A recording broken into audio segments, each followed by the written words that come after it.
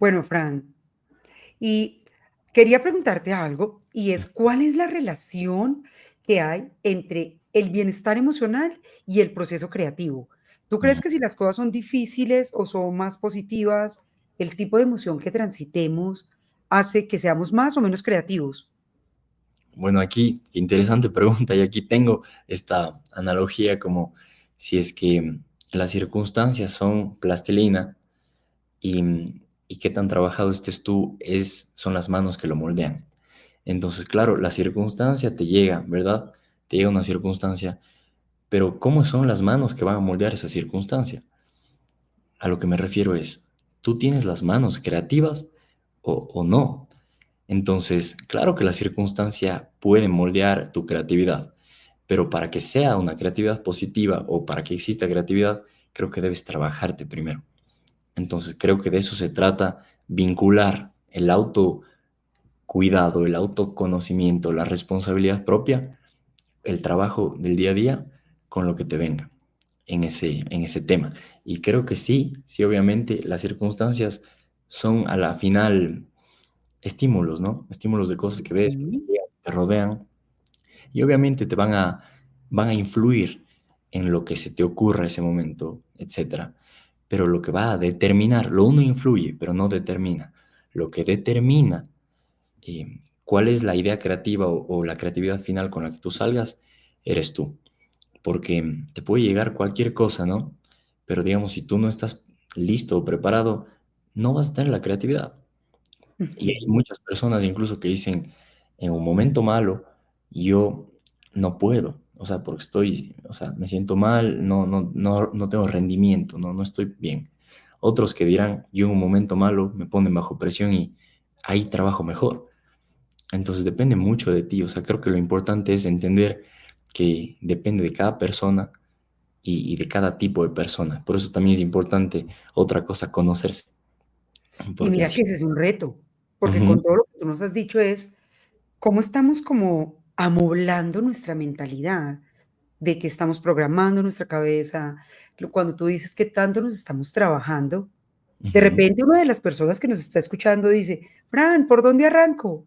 ¿Qué le decimos? ¿Por dónde pueden comenzar a dar como esos pequeños pasos para lo que tú dices de conocerse, de trabajarse, de poder, ahora que te escuchaba pensaba que es como ser más resiliente? ¿Qué es eso? Te dieron plastilina amarilla y tú dices, ¿qué hago con esto? ¿Un solecito? O digo, no, no se me ocurre nada nuevo. Por ¿Qué supuesto. piensas? Creo que, creo que algo muy importante para empezar ese proceso de desarrollo personal y conocerse es algo, yo diría empezar desde lo más simple, o sea, no complicarle tanto. Para empezar a conocerse uno tiene que saber quién es y muchas veces cómo lo descubres en las cosas que sabes hacer, en las cosas que sientes, en las cosas que piensas, porque eso eres tú. Entonces, yo personalmente, como empecé mi proceso de autoconocimiento, recuerdo y recomiendo este ejercicio, que es algo muy, muy positivo. Escriban una lista. Me acuerdo Ujú. que alguna vez leí que hay que ser consciente del interior y recomendaba algún libro que leí cuando era pequeño, hacer lista de cosas para las que eres bueno. Entonces, Súper. y luego yo le añadí también una lista de cosas para las que no eres tan bueno o quisieras mejorar. ¿Y por qué podemos empezar por ahí? Porque cuando vemos para qué somos buenos, decimos, wow, entonces son mis fortalezas en el tema social, en el tema académico, en el tema o en todos los ámbitos que se puedan de ti mismo. Y por otro lado, ¿para qué no soy tan bueno? Y hacerlo con humildad y con honestidad. Puede parecer sencillo, pero es un ejercicio revelador, porque nos Ujú. empezamos a dar cuenta de quiénes somos en base a esto puedo, esto no puedo, esto me gusta, esto no me gusta. Y después, como ya anotamos, tenemos un mapa al frente. Para las cosas que somos buenas o buenos, las empezamos a potenciar. Y las cosas que no somos tan buenos y que queremos mejorar, las trabajamos o directamente ya no las hacemos porque no es para nosotros. Entonces, la idea aquí es empezar a descubrirnos quiénes somos, qué nos gusta y después, una vez que ya hacemos como esas preguntas internas, plantearnos objetivos. Entonces, el trabajo es primero personal, hacia adentro, qué sé yo, qué hago bien, qué hago mal, y después, en base a este diagnóstico, ¿Qué quiero? Entonces ya empiezas la vida de una forma un poco más organizada, porque a veces decimos, solo quiero esto, quiero hacer esto, pero intenté y no me salió, he sido malísimo. Pero si haces la lista antes, ya ves que no eres tan bueno, o para qué si eres bueno. Y después cuando tengas que soy bueno y que soy malo, poner de todo lo bueno, qué me gusta más, de todo lo malo, qué desecho definitivamente o qué mejoro. Y vas teniendo como un mapa de autoconocimiento con ejercicios tan sencillos. Y obviamente después vienen más cosas, ¿no? Más herramientas, más temas un poco, si queremos llamarlo así, con más profesionalismo, herramientas ya psicológicas de coaching. Pero para alguien común y corriente que no quiere o no se quiere meter ahora en cosas muy profundas, esto es muy, muy positivo y funciona. Y mira que puede que se siente uno hacer ese ejercicio que lo ve muy simple, pero te está sacando de donde estás y puede Ujú. abrir una puerta a decir, oiga, yo no sabía que quiero tener mejor regulación emocional, entonces alzo la mano y voy a terapia, o quiero, ahora que estamos en las tendencias 2025, recién sacamos nosotros, hicimos un análisis de 40 informes y sacamos como las tendencias y una de ellas es salud mental. Entonces Ujú. podemos decir, quiero aprender a regular mis emociones, quiero aprender a gestionar mi estrés, me quiero conocer mejor, porque soy una convencida de que primero tenemos que ser buenas personas antes de ser buenos líderes, buenos profesionales y bueno, lo que sea. Bueno, pregunta ahora más dura todavía. ¿Qué tan creativo es Fran Vicuña? De 1 a 10, ¿dónde Guau. te pones? Yo creo que soy 10 11 de creativo. Me encanta, me encanta. Y no lo digo por decir, sí, soy muy creativo, sino realmente, y te lo digo, yo tengo una creatividad vinculada con el arte incluso. Qué chévere. Yo pinto cuadros desde que soy niño. Me gusta mucho el dibujo, la pintura y, y tengo mucha, o sea, me encantan, además de, bueno, la segunda opción de estudio en mi carrera fue diseño. Ah, Entonces, o sea, yo era psicología y después yo quería ser diseñador. Y me encanta el tema, me encantan las creaciones de todo tipo. Y te lo digo porque veo que en ámbitos de mi vida en los que no necesariamente hay que ser creativo, me encanta innovar y lo hago por diversión. ujú. Por ejemplo, en el desarrollo personal o en la psicología, que es mi segmento, hay herramientas de coaching o hay cosas que uno puede aplicarlas porque existen. Pero a mí siempre me encanta darles un toque distinto, moldearlas, cambiar cosas, añadir colores, añadir, no sé, cosas diferentes. Entonces, tal vez, no sé si mi creatividad sea para todos o no sé si tenga un impacto en todos, pero de que a mí me encanta buscar algo o una manera creativa de hacer las cosas, me fascina. Entonces, Bueno, pero entonces mira, pues que esto se va complicando. ok. ¿Ser creativo te hace feliz o ser feliz te hace creativo? ¿Tú qué crees? ¿Qué fue primero, el huevo o la gallina? Creo que son las dos todo el tiempo retroalimentándose. ¿Y por qué? O sea, porque, a ver, yo puedo, digamos, estar en un momento de mucha alegría, mucha felicidad, en un momento de plenitud. Y, y en ese momento, como me siento tan bien, me surgen unas ideas maravillosas. Pero también hay momentos en los que estoy siendo creativo y durante ese proceso siento esa felicidad y esa prosperidad, esa paz en lo que estoy haciendo. Entonces creo que ambos, hay ambos momentos en diferentes ámbitos o circunstancias de la vida en los que se sienten las dos cosas. Qué buena Ve, pregunta. sí, y la pensé mucho contigo. Ujú. Mijail Csikszentmihalyi, el padre del flow, hablaba mucho de eso, de cómo cuando tú estás involucrado en una actividad en la que fluyes, en la que te sientes pleno, alcanzas el máximo nivel de felicidad porque estás presente en el presente. A Ujú. mí me pasa cuando escribo, me tienen que me pongo alarma, me llaman, porque me siento a escribir y nada me Por detiene, porque tu uno libro, gracias, fluye. ¿A pero ti ya te han pasa salido, escribiendo? salido algunos libros de ti con eso. Muy bien. Y yo creo que ahora que entraste en este mundo de ser escritor, cuando te pongas a escribir, porque es materializar las ideas, es darle vida, es Ujú. verlas frente a nosotros y es pensar en el impacto que tiene en quien nos lee, que esto es otro nivel. Y me parece muy lindo. te iba a contar una cosa. A mí me ha funcionado mucho cuando tengo esos super ejecutivos estructurados, doctorísimos, muy serios, empezar a Ujú, hablar de creatividad. Yo entro por la neurociencia, que es mi ruta. Entonces ujú. empiezo a hablar de neurotransmisores, de cómo sincronizar las ondas cerebrales, de la flexibilidad cognitiva, y por medio de la creatividad, las personas empiezan a darse cuenta cómo cambia el estado de ánimo, cómo se sienten distintos, cómo cuando se dan la oportunidad de algo tan simple como garabatear, de hice 3 garabatos para explicar una idea, me siento diferente. Cómo cuando me siento y escribo lo que pasó en el día, proceso mejor las emociones. Y ahí es donde veo yo ese punto de encuentro entre la felicidad y la creatividad. Retos. El que piensa que no es creativo, el que dice: "Yo no soy creativo, me cuesta, es imposible", ¿qué hacemos? ¿Te lo mandamos a Ecuador o qué? Mándenlo. No, con mucho gusto. Pero lo que yo creo con esas personas es que creo que ahí está un tema que mucha gente lo sufre o lo vive, que es que seguimos en una sociedad en donde la mayoría de las personas son víctimas. Son víctimas de circunstancias o víctimas de las vivencias. Como tú dijiste, de niño me pasó esto o de grande me dijeron esto, mi novia me hizo esto, mis amigos, o en este caso yo no soy creativo, yo no puedo.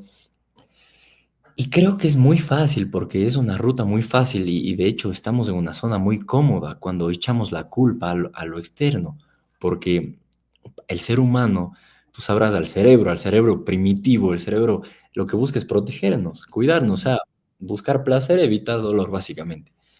Desde ir al gimnasio y ese tipo de actividades muy comunes hasta estas, como pensar positivo, nos cuestan. ¿Por qué? Porque para el cerebro es mucho más fácil buscar el placer inmediato. ¿Y el placer inmediato cuál es?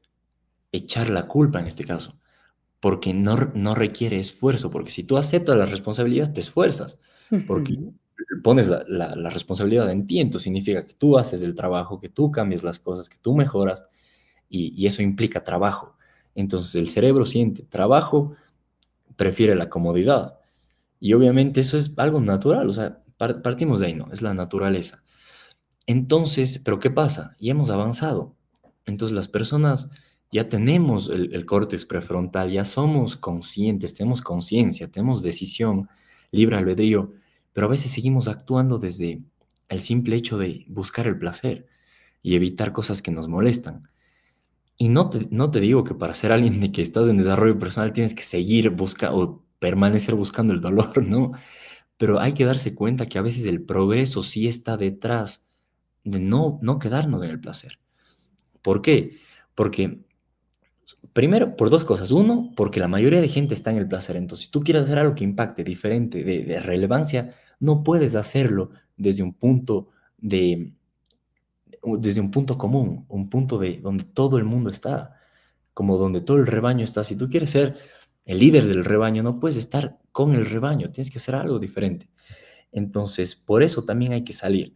Y la segunda cosa, que las cosas que valen la pena y que son trascendentales, obviamente tienen que ser trabajadas, porque si no, no fueran trascendentes, si no fueran comunes. Y no digo que las cosas comunes estén mal, pero cuando hay algo que vale la pena, muchas veces va a requerir trabajo, casi siempre. Y por eso vale la pena. El trabajo de tu parte, de ser mejor versión de ti, y trabajo externo de generar productos, servicios, cosas. Entonces, las personas, respondiendo al inicio de tu pregunta, que dicen, no, es que yo no soy creativo, yo no puedo, son personas que de alguna forma siguen culpando al exterior, a las circunstancias, por sus, por sus, por su estado, por lo que pueden o no pueden hacer. Entonces, eso es algo un poco triste, porque ya cuando eres una persona que evolucionó, que entendió las cosas, que creciste, que estás en el siglo XXI, 2024, que ya tienes conciencia, el hecho de culpar a las circunstancias por tu estado es un poco, habla un poco de que estás olvidándote de lo más importante, te estás olvidando de quién eres, porque estás diciéndome básicamente, en otras palabras, como yo no tengo esto, o no fui enseñado esto, o no se me dio esto, yo ya no puedo hacer algo, o estoy limitado.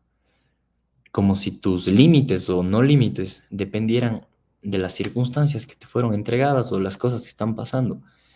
Entonces, claro que es muy fácil decir eso, pero te vuelves débil porque eres un títere de lo que va pasando. Cuando las cosas andan bien, estarás bien, pero ¿y si las cosas andan mal? Estarás mal, ¿no?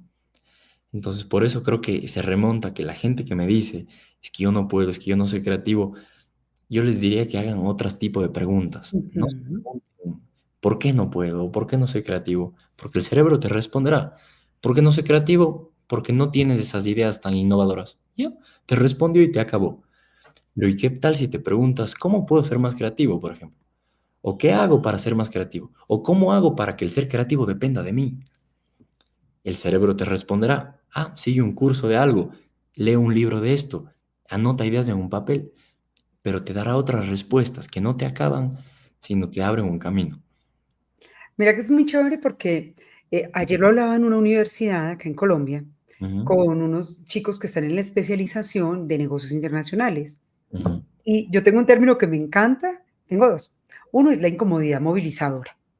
ujú, Hay cosas que tengo yo hace 4 meses dije: "Voy a mejorar mi estado físico, quiero llegar", bueno, todavía me faltan muchos años, pero yo quiero llegar a cuando cumpla 50, quiero tener mucha fuerza, mucha flexibilidad y mucha resistencia. Quiero ujú, tener en mi segunda parte de la vida un cuerpo que funcione a tope, como dicen los españoles. Y entonces empecé a correr, la semana pasada corrí y estaba cayendo un agua y había una era una carrera por los niños enfermos del corazón, y yo dije: "Yo me prometí, me lo cumplo", y no ujú, fue agradable, estaba lloviendo, incomodidad movilizadora. O la otra que es el esfuerzo sostenido de no rompas la cadena, día ujú. uno, día 2, día 3, día 60. Entonces creo que son micropasos que cuando nos hacemos cargo, pues vamos sumando, y sacamos músculo emocional, fortaleza que nos permite seguir avanzando. Entonces, querido, esto nos lleva a una pregunta obligada que tenemos acá ya culminando y es, libro recomendado. Pueden ser 2. Ujú. Primero que nos cuentes el tuyo y nos recomiendes el tuyo, y luego otro libro que tú creas que todo el mundo se debería leer. Por supuesto. Claro que les recomiendo mi libro, se llama La ciencia de la felicidad y hablamos justo de estos temas, ¿no? No lo llamo incomodidad movilizadora, me encantó ese término, pero en el libro hablo sobre cómo podemos usar la motivación y hacer que dure en el tiempo. Entonces Mm, va por ahí mucho también.